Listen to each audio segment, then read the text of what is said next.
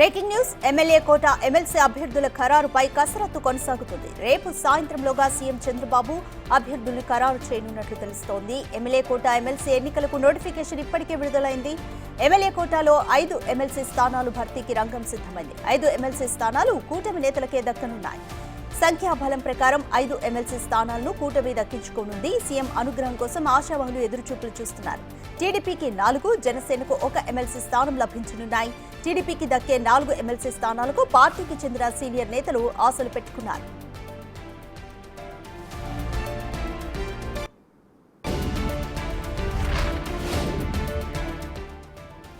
కమ్మ సామాజిక వర్గం నుండి మాజీ మంత్రి దేవినేని ఉమా, మాజీ ఎమ్మెల్యేలు కొమ్మలపాటి శ్రీధర్, ప్రభాకర్ చౌదరి ఎమ్మెల్సీ పదవులను ఆశిస్తున్నారు.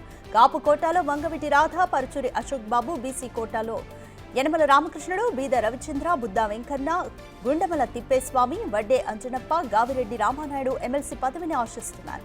మైనార్టీ కోటా నుండి ఎండీ నజీర్, క్షత్రియ కోటా నుండి ఎస్వీఎస్ వర్మ, మాజీ ఎమ్మెల్సీ సత్యనారాయణ రాజు, చామర్తి జగన్మోహన్ రాజు, ఎస్సీ కోటా నుంచి కేఎస్ జోహార్, పీతల సుజాత, ఎస్టీ కోటా నుంచి గిడ్డి ఈశ్వరి, బంతల రాజేశ్వరి పేర్లు పరిశీలనలో ఉన్నట్లు తెలుస్తోంది. రేపు సాయంత్రంలోగా జాబితాను ఫైనల్ చేసే ఛాన్స్ కనిపిస్తోంది.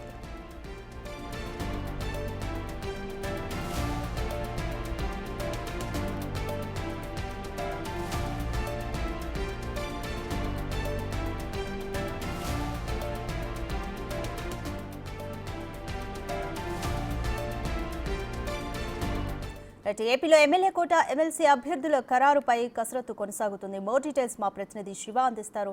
శివ, కూటమి అధిష్టానం ఎవరెవరి పేర్లను అభ్యర్థుల లిస్టులో పరిశీలిస్తోంది? రేపు సాయంత్రం కల్లా కంక్లూజన్ వచ్చే ఛాన్స్ ఉందా? అధికం మొత్తం మీద చూసుకుంటే ఏదైతే తెలుగుదేశం పార్టీకి సంబంధించి 4 ఎమ్మెల్యే కోట ఎమ్మెల్సీ అభ్యర్థులకు సంబంధించి కూడా ఖరారు చేసేందుకు చంద్రబాబు సమీకరణలు చేస్తున్నారు. కులాలు, ప్రాంతాలు, ఏరియాను బేస్ చేసుకుని అన్ని సామాజిక వర్గాలని కవర్ చేసుకుంటూ కూడా అందరికీ ఇవ్వాలనేది చంద్రబాబు ఆలోచన కనిపిస్తూ ఉంది.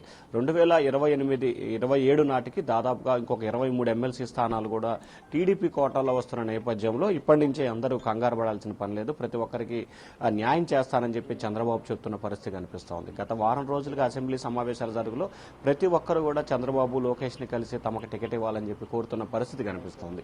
సామాజిక వర్గ సమీకరణాలను బేరేజ్ వేసుకుని ప్రతి సామాజిక వర్గం నుంచి కూడా 4-5 ఆశావాహులు ఉంటున్న పరిస్థితి కనిపిస్తోంది. ప్రధానంగా 4 ఎమ్మెల్సీ స్థానాలకి 40 మంది ఆశావాహులు వస్తున్నారు. ముఖ్యంగా చూసుకుంటే కాపు కోటా నుంచి అశోక్ బాబు, వంగవీటి రాధా పేర్లు ప్రధానంగా వినిపిస్తున్న పరిస్థితి కనిపిస్తోంది. బీసీ నుంచి తిప్పేస్వామి, అలాగే యనమల రామకృష్ణుడు, బీద రవిచంద్ర, బుద్దా వెంకన్న లాంటి పేర్లు వినిపిస్తున్నాయి. అలాగే చౌదరి సామాజిక వర్గాన్ని చూసుకుంటే కనుక ప్రధానంగా దేవినేని ఉమా, ప్రభాకర్ చౌదరి, కొమ్మలపాటి శ్రీధర్, రెడ్డి సామాజిక వర్గాన్ని చూసుకుంటే రామలింగారెడ్డి, బీటెక్ రవి పేర్లు ప్రధానంగా వినిపిస్తున్నాయి. ఇక ప్రధానంగా చూసుకుంటే ఎస్సీ ఎస్టీ సామాజిక వర్గాన్ని నుంచి కూడా అదే స్థాయిలో పీతల సుజాత, జవహరు, గిడ్డి ఈశ్వరి, పంతల రాజేశ్వరి పేర్లు ప్రధానంగా ఎస్సీ ఎస్టీ సామాజిక వర్గాన్ని నుంచి కూడా వినిపిస్తున్న పరిస్థితి కనిపిస్తోంది.